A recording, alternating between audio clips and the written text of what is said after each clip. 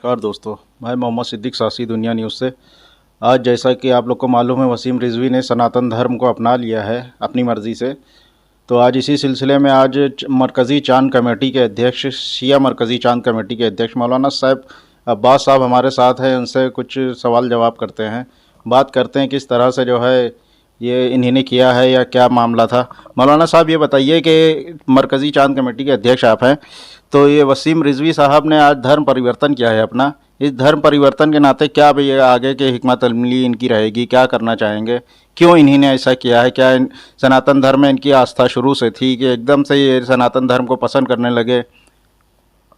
बिस्मिल्लाहिर्रहमानिर्रहीम। देखिए, ऐसा है कि इन क्या आगे करते रहेंगे, जो आपका ये सेंटेंस है ये आगे और फितना फैलाएंगे, समझ गए।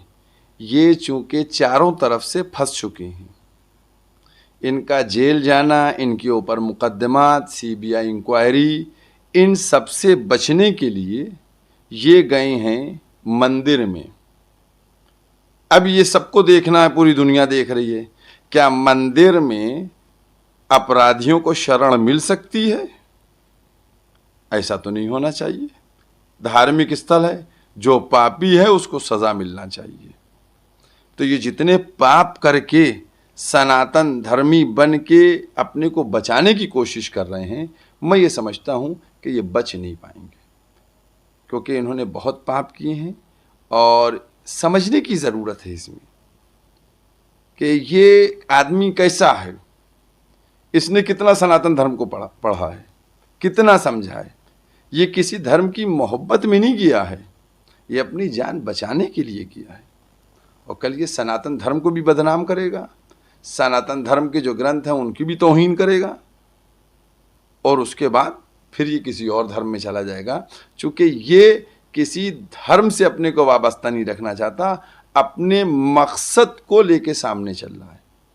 अगर कोई किसी और ख़रीद लिया किसी ने इसको, तो उसके साथ बिक जाएगा, मजहब वाले के साथ इनको कोसने लगेगा। तो ये इनका मतलब आपका कहना है कि ये सिर्फ अपनी जान बचाने के लिए जो है सनातन धर्म इन्हीं अपनाया है, और बाकी ये खाली दिखावे के लिए सनातन धर्म में गए हैं? देखिए, इनके लिए मुसलमान तो ये बचे नहीं थे, क्योंकि जो पैगंबर इस्लाम की तौहीन करे, जो कुरान की तौहीन करे, वो मुसलमान ही नहीं। क्योंकि जो बेस है हमारा, जिनका हम कलमा पढ़ते हैं, पूरी दुनिया के मुसलमान पैगंबर का, हम जब उनका कलमा पढ़ लेते हैं तो मुसलमान हो जाते हैं, उनकी नबूवत का। और जब हम उनको नबूवत से इनकार किए दे रहे हैं, गुस्ताखी कर रहे हैं, तो मुसलमान हम कहाँ बचे? तो ये मुसलमान तो बचे ही नहीं थे। ठीक है, ये तो उसी दिन निकल गए थे जिस दिन उन्होंने तौहीन की है। तो अब ये किसी धर्म में भी चले जाएं, ये समझने की ज़रूरत है। देखिए कि ये एक उम्र का पड़ाव पार कर चुके हैं। इन्होंने किस धर्म को पढ़ा है? ये इतने बड़े ज्ञानी तो हैं नहीं कि जिन्होंने साहब पूरा ज्ञान सारे धर्मों के बारे में हासिल कर लिया, और धर्म ज्ञान हासिल करने के बाद अब इनको सनातन धर्म अच्छा लगा। ऐसा तो इन्होंने किया नहीं। इनके ऊपर असल में अब कोई सरकार इनको पनाह नहीं दे रही थी। इन्होंने 2012 से पहले सरकार की पनाह ली, बचे रहे। जब 12 के बाद सरकार बदल गई तो ये दूसरी सरकार की शरण में चले गए। जब उस सरकार को बदला तो फिर ये अब मौजूदा सरकार की शरण में आ गए। तो अब चूँकि सब पार्टियां भी इनकी हरकतों से समझ गई हैं कि ये आदमी किसी का है नहीं, ये आदमी सिर्फ अपनी गरज का है, तो कोई इनको नहीं लगा। तो अब उस तरीक़े से एक मंदिर में चले गए हैं। अब इनका क्या है फितना, ये मैं आपको बता रहा हूँ। ये अब मंदिर के अंदर चले गए हैं। ठीक है, जब ये मंदिर के अंदर गए हैं तो अब अगर कोई वसीम को गिरफ्तार करेगा या कोई कुछ कहेगा तो ये हिंदुओं के पास चले जाएंगे। देखो, हिंदू को बुरा कह रहा है, एक सनातनी को बुरा कह रहा है।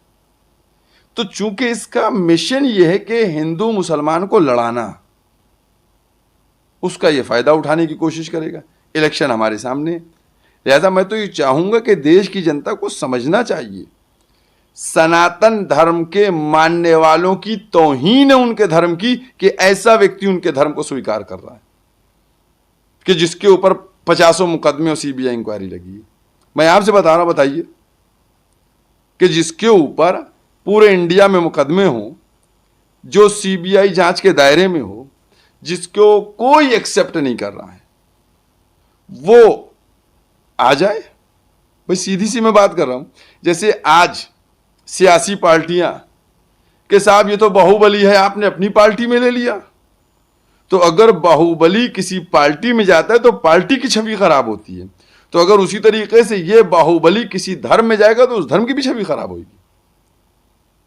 ये जो डासना के मंदिर में बैठे हुए हैं, वहां शरण इन्होंने जाके ली है।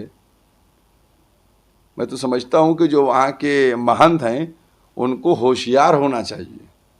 किस दिन वहां का गल्ला टूटेगा, किस दिन वहां की संपत्ति बिकेगी, उनको पता भी नहीं चलेगा। वो इस काम का माहिर आदमी है।